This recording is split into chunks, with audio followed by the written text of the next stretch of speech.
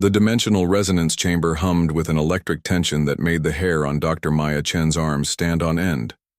3 months of 18-hour days had led to this moment, a test that her colleagues at the Quantum Boundary Initiative had unanimously predicted would fail. "Power at 98% and holding," called out her assistant, Raj, his voice echoing in the cavernous underground laboratory. Maya nodded, eyes never leaving the holographic display, where fluctuating energy patterns danced in mesmerizing configurations. She'd mortgaged her academic reputation on this experiment, enduring snickers from the theoretical physics community who called her work interdimensional fantasy. "Full spectrum analysis online," she said, adjusting her neural interface headset. "Beginning primary sequence in 3, 2, 1. The chamber's central cylinder filled with indigo light as quantum particles began their choreographed collision. Maya expected the usual chaotic data patterns, the white noise of dimensional static that had plagued her previous attempts. What she saw instead made her blood run cold. The energy signatures organized themselves into perfect fractals, expanding and contracting with mathematical precision. They weren't random. They were responding to the test parameters, adjusting in real time to her calibrations. "Raj, are you seeing this?" she whispered. Before he could answer, the primary display flashed with symbols that resembled no language she recognized, yet somehow she understood their meaning. "We have waited for you." "System malfunction?" Raj suggested, frantically checking diagnostics. Maya shook her head. "No. Something's communicating with us." The facility's lights flickered as energy readings spiked off the charts. Emergency alarms blared, but Maya remained transfixed by the symbols rearranging themselves. "You alone can hear us." A sudden power surge sent cascading failures through the lab's systems. Monitors exploded in showers of sparks, forcing Raj to duck for cover. Maya stood motionless at the control station, unwilling to break contact with whatever had found her. As the backup generators kicked in, the symbols disappeared, leaving only conventional data patterns on the surviving displays. "What the hell was that?" gasped Raj, emerging from beneath a desk. "Something intelligent," Maya replied, her voice barely audible over the alarms. "Something watching us from another dimension." 3 weeks later, Maya sat alone in her apartment, surrounded by equations scrawled across every available surface. Walls, windows, even her bathroom mirror. The initiative had dismissed her findings as equipment malfunction, but she knew better. The patterns had appeared in her dreams every night since, growing more complex, more insistent. Her doorbell rang unexpectedly. Outside stood Colonel Harris of Military Scientific Intelligence, flanked by 2 stern-faced agents. "Dr. Chen," he said without preamble, "we need to discuss your recent experiment. The energy surge was detected by monitoring stations worldwide. Within 48 hours, Maya found herself director of a black-budget research facility buried beneath a Wyoming mountain range. With unlimited resources and a team sworn to secrecy, she built a more powerful resonance chamber. This one designed specifically for communication rather than observation. At 3:17 a.m. on a night when lightning split the sky above the facility, Maya initiated first contact. As electricity overloaded the local grid, her consciousness was pulled momentarily into a realm of impossible geometry and cascading light. There, she encountered an entity of pure energy that introduced itself as Azarax, claiming to have guided human evolution since the species' inception. "You are special among your kind."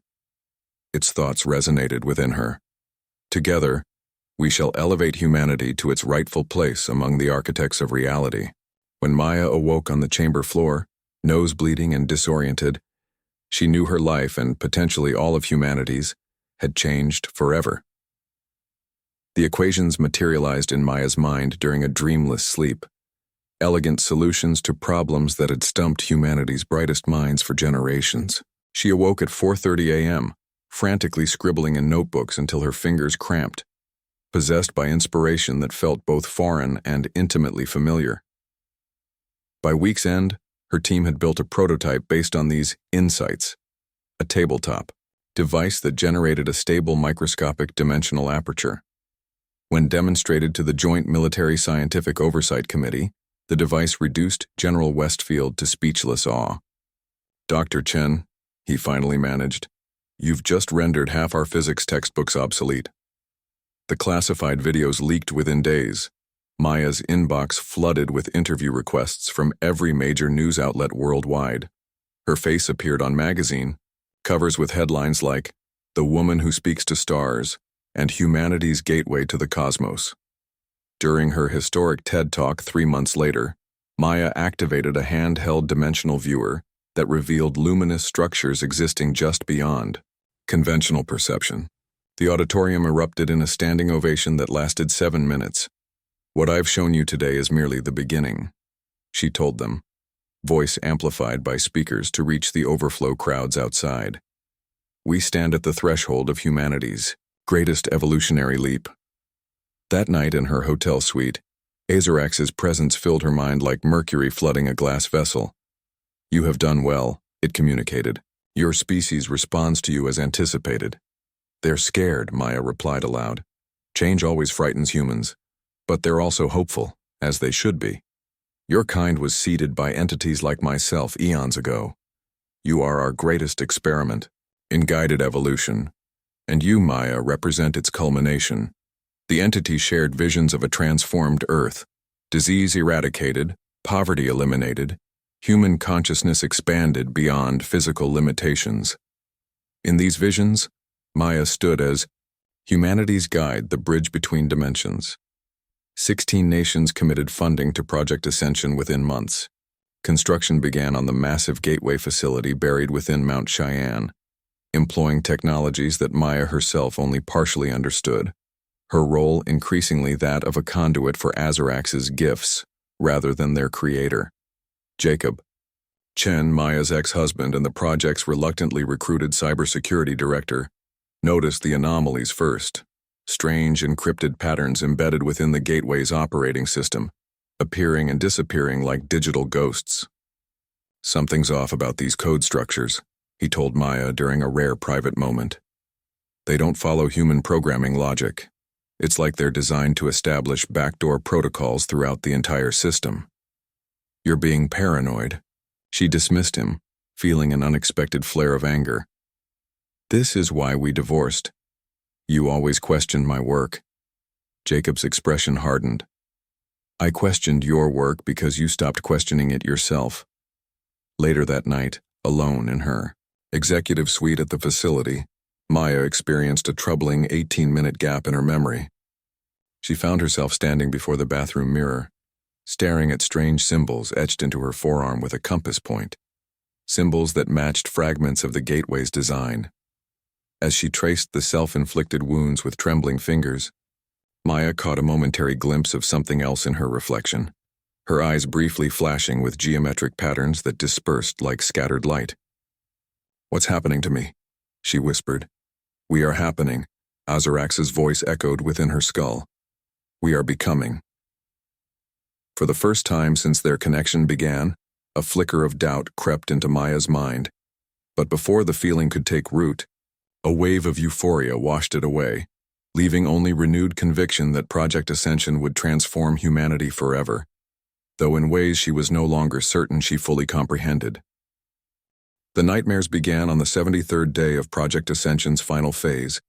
Maya witnessed stars collapsing into emptiness, planets crumbling like dried clay, and civilizations screaming as their molecular structure unraveled, all reflected, in what appeared to be her own eyes, expanded to cosmic scale. She woke gasping, sheets drenched in sweat, to find her bedroom walls covered in complex equations written in her own hand. Mathematical expressions unlike anything she'd previously theorized, yet somehow familiar. Variations on the gateway's core algorithms, but twisted into configurations that made her stomach clench with inexplicable dread. Project Ascension continued its relentless march toward completion. The gateway structure, a massive toroidal accelerator surrounded by quantum stabilizers, hummed with increasing power as final calibrations commenced. During the crucial synchronization test, Maya stood at the central control platform, surrounded, by her team of elite scientists and military observers. As she initiated the harmonic resonance sequence, a searing pain erupted behind her eyes. Her vision tunneled, monitors blurring into streaks of light. "Dr. Chen?" someone called distantly. The control room tilted sideways as she collapsed, consciousness departing her body like a diver slipping beneath dark water. She awoke in a crystalline landscape, geometric planes extending infinitely in all directions, refracting prismatic light that seemed to carry meaning in its spectrum. Before her stood a woman unlike any human Maya had ever seen, golden-skinned with eyes containing spiral galaxies, her form simultaneously solid and fluid. "I am Iyara, the last echo of the Serani," the woman spoke, her voice resonating not through air but through the crystalline structure surrounding them. "My civilization spanned 7 dimensions before we opened our gateway to the hunger between worlds." "Azarax," Maya whispered.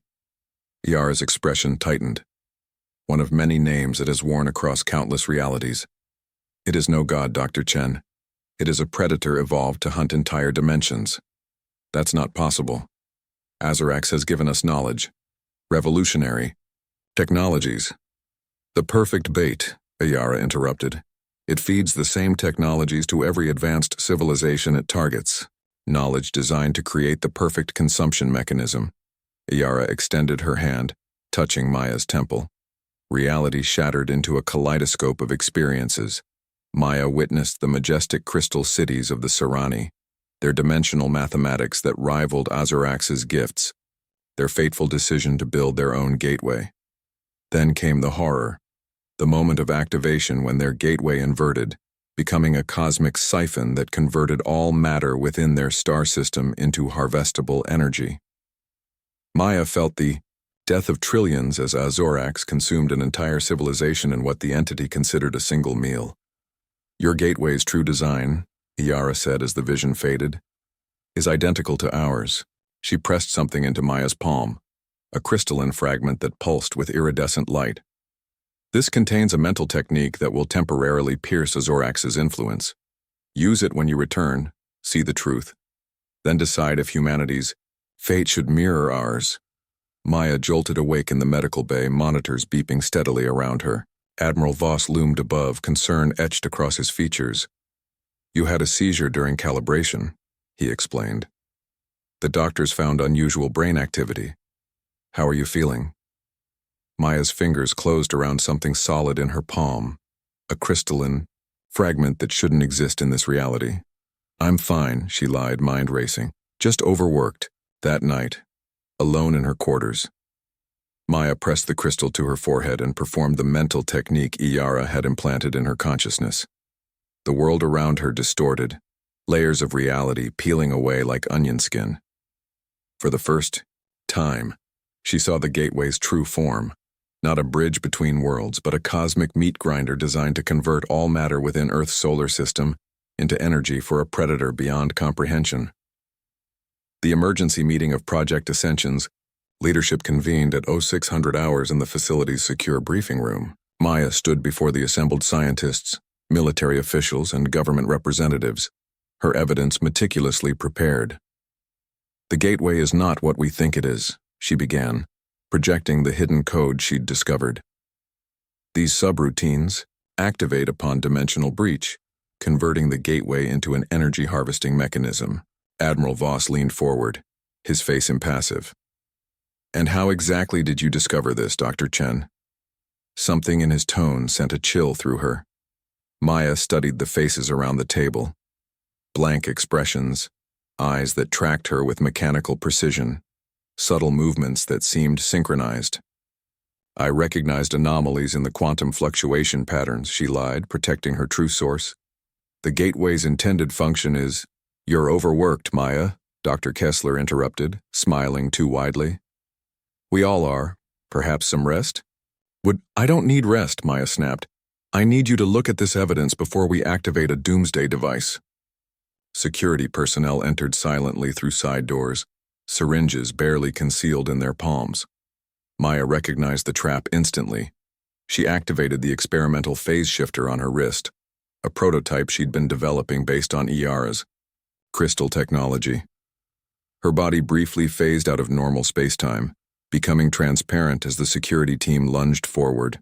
Alarms blared as she sprinted through the facility's corridors, passing through solid walls where necessary. The effect lasted only 42 seconds, enough time to reach the motor pool and commandeer a vehicle. By nightfall, every news outlet worldwide branded her a dangerous saboteur. Dimensional Psychosis claims brilliant scientist ran the headlines, alongside her photograph and warnings about her delusional paranoia and threat to global security. 3 days later, after abandoning multiple vehicles and using cash to avoid tracking, Maya reached the rendezvous point, an abandoned Cold War bunker her ex-husband Jacob had mentioned years ago during a vacation in Siberia. He was waiting, alongside 3 others, Ellie Wong, a 22-year-old quantum computing prodigy whose autism gave her unique insight into multidimensional mathematics, Colonel Sergei Baranov, a disgraced Russian military engineer who'd claimed to see entities during early gateway tests, and Tenzin Dorje, a Tibetan Buddhist monk who had experienced visions matching Maya's nightmares. "You look terrible," Jacob said, embracing her briefly, "but at least you're alive." "The whole world thinks I've lost my mind," Maya replied, collapsing into a chair. "Not the whole world," Ellie corrected, not looking up from her computers. "Just everyone controlled by the entity. Approximately 76.3% of global leadership and 94.8% of the Ascension team, according to my models." While Tenzin prepared tea, Colonel Baranov spread blueprints across a makeshift table. "The gateway is 89% complete. Activation is scheduled for 3 weeks from today. Global celebration plans are already underway." "Then we have 3 weeks to build this," Maya said, retrieving a Yara's crystal from her pocket. She placed it on the table where it pulsed with inner light. The crystal projected complex holographic schematics, designs for a device unlike anything human technology had conceived. "I call it Mobius," Maya explained, tracing the projection's mathematical curves. "A recursive dimensional trap that uses Azorax's own energy signature against it, creating a one-way pocket dimension where the entity can be contained." "And you think the 5 of us can build this?" Jacob asked, examining the impossible complexity of the design. "We have to," Maya said grimly, "because we're also going to need to infiltrate the most heavily guarded facility on Earth to deploy it during the exact moment of gateway activation." Ellie finally looked up, her eyes reflecting the crystal's light. "The probability of success is 0.037%. "Then we better get started," Maya replied, as the underground bunker's lights flickered, ominously. Ascension Day dawned with unprecedented global fanfare. Times Square overflowed with revelers. Vatican City held special masses, and pilgrims gathered at holy sites worldwide to witness humanity's supposed transcendence. Inside Mount Cheyenne, Maya and her team infiltrated the facility through separate entry points, each carrying components of the Mobius device. They wore stolen biosignature patches that mimicked authorized personnel, technology Jacob had developed using Ellie's quantum algorithms. Eagle in position, Jacob's voice crackled through Maya's subdermal communicator as he reached the security hub. "Sparrow ready," came Ellie's response from the computational core. Maya moved silently through maintenance tunnels beneath the gateway chamber, Tenzin following close behind. Colonel Baranov had already proceeded to the power regulation systems, tasked with creating the diversion they would need. The president's speech echoed through the facility's speakers. "Today, humanity takes its rightful place among the stars. Today we ascend." Thunderous applause followed, both from the assembled dignitaries and the billions watching worldwide. "Now, Baranov," Maya whispered. The targeted EMP detonated, temporarily disabling security systems throughout the eastern quadrant. Alarms blared as backup generators engaged. 67 seconds, Jacob warned as Maya emerged from the access panel into a service corridor. 2 security officers appeared, weapons drawn. Maya recognized the unnatural gleam in their eyes, Azorax's influence at work. "The hunger comes," one said, voice distorted. "You cannot stop evolution." They moved with inhuman speed, but Tenzin was faster. The monk's hands blurred as he struck precise pressure points, incapacitating both guards without permanent damage. "I will hold this position," Tenzin said calmly. "Complete your task, Dr. Chen." Maya sprinted toward the gateway control center, the components of the Mobius device heavy in her backpack. Through the reinforced windows, she could see the massive gateway structure beginning to pulse with energy, the interdimensional tear already forming at its center. "Maya, behind you!" Jacob's voice shouted through the comm. She spun as a maintenance robot lunged toward her. Manipulator arms transformed into lethal weapons. A shot rang out. Colonel Baranov appearing at the corridor junction, pistol raised. "Keep moving," he ordered. "I've rigged the power systems, but they're already rerouting. You have minutes at most." Maya reached the control center door, entering, the override code Jacob had extracted. It slid open to reveal Admiral Voss waiting inside, a pistol aimed at her heart. "I wondered if you'd return," he said, voice eerily calm. "Azorak said you would. It knows you better than you know yourself." "That thing isn't a god, Voss. It's a predator that's consumed countless civilizations. It's using us. Using, guiding, elevating?" Voss smiled, unbuttoning his collar to reveal skin that pulsed with geometric patterns. "What difference does it make? Humanity was always destined to be consumed by something greater." Behind him, the dimensional tear widened, swirling. With impossible colors and writhing geometries, something vast began pushing through. Appendages that existed in more dimensions than human eyes could process. "You're too late anyway," Voss continued, gesturing toward the widening portal. "Ascension has begun." Maya lunged forward as he fired. White-hot pain erupted in her shoulder, then her abdomen, but momentum carried her into him. They crashed against the control console, struggling for the weapon. "Jacob, now!" Maya screamed into her comm. The facility's lights flickered as Jacob executed the system override from the security hub. The moment of distraction was all Maya needed. She slammed the Admiral's head against the console, knocking him unconscious, and scrambled to the quantum processor access panel. Blood streaming from her wounds, fingers trembling. She connected the Mobius device components and uploaded the algorithm, just as Azorax's full presence began to materialize through the tear. The entity's psychic roar filled every human mind on Earth. "At last, I have come." Maya's consciousness floated in a state between life and death. Her physical body lay in the Gateway facility's medical bay, surrounded by advanced life support equipment and bewildered doctors. 2 gunshot wounds should have killed her, yet her cellular structure exhibited unprecedented regenerative properties, repairing damage that should have been fatal. What the medical teams couldn't see was that Maya's mind existed partially elsewhere, pulled into the recursive dimension where Azorax thrashed against mathematical boundaries it had never encountered before. "Impossible!" The entity's thoughts thundered through the non-space. "This prison cannot hold me." Maya's consciousness took form in this realm, appearing as a luminous network of neural pathways shaped like her human self. She faced the true form of Azorax, not the benevolent light being it had presented itself as, but a vast, writhing lattice of energy that extended through multiple dimensional planes simultaneously. "You fed on worlds," Maya addressed it, her thoughts remarkably steady. "You consumed entire civilizations. Did you really think we wouldn't fight back?" "Humans are primitive, barely conscious," Azorax raged, tendrils of its essence probing the wise boundaries of the Mobius trap. "You cannot comprehend what I am." "Then explain it to me," Maya challenged.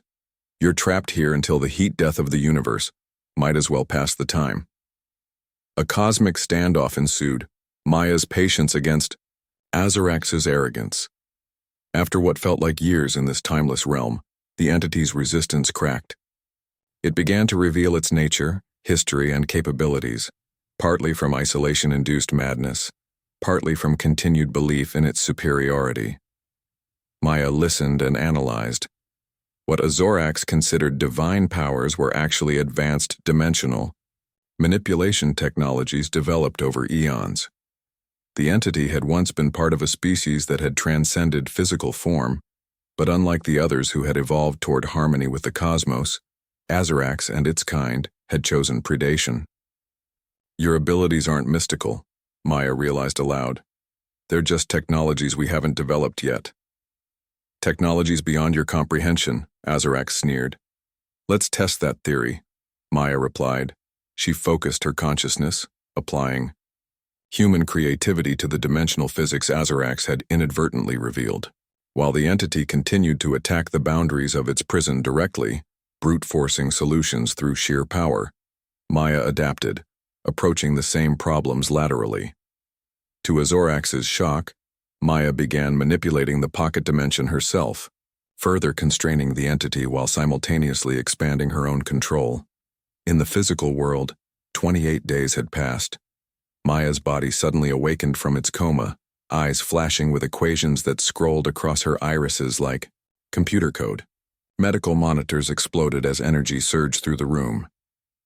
"Get the president," she told the startled medical staff, "and the UN Security Council. Now." 6 hours later, world leaders gathered at her hospital bedside, faces drawn with concern and confusion.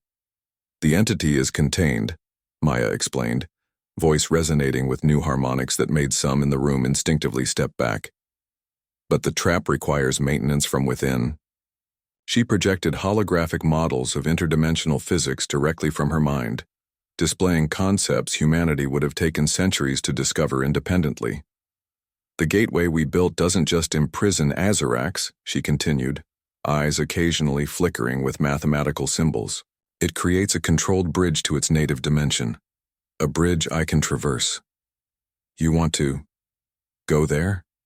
the Secretary General asked incredulously. "Into its realm?"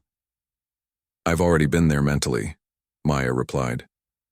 "But to maintain the trap, permanently and protect Earth from other entities like Azorax, I need to enter physically."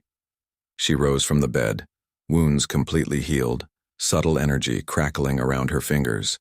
"I've begun reshaping my body at the quantum level to survive the transition," she explained, demonstrating by temporarily phasing her hand through solid matter. "The question isn't whether I can do this, it's whether humanity will support what must be done." The modified gateway hummed with energies previously unknown to human science. Maya stood at its center, her body shimmering with iridescent patterns that flowed beneath her skin like liquid mathematics. The past 3 weeks had transformed her. Cellular structures reinforced with quantum lattices, neural pathways rewired to process multiple dimensional inputs simultaneously. "The transition window opens in 60 seconds, Jacob announced from the control station, voice tight with barely contained emotion. "You still don't have to do this, Maya." She smiled at her ex-husband, now her closest ally. "We both know that's not true." Around them, the world's foremost scientists, military leaders, and religious figures had gathered to witness humanity's true first contact with higher dimensions. Billions watched via live stream, their collective attention creating a palpable weight in the atmosphere. 30 seconds, Ellie called out, monitoring dimensional fluctuations. Pathway stability at 97%. Maya closed her eyes, mentally reviewing the protective techniques she had extracted from Azarax's knowledge.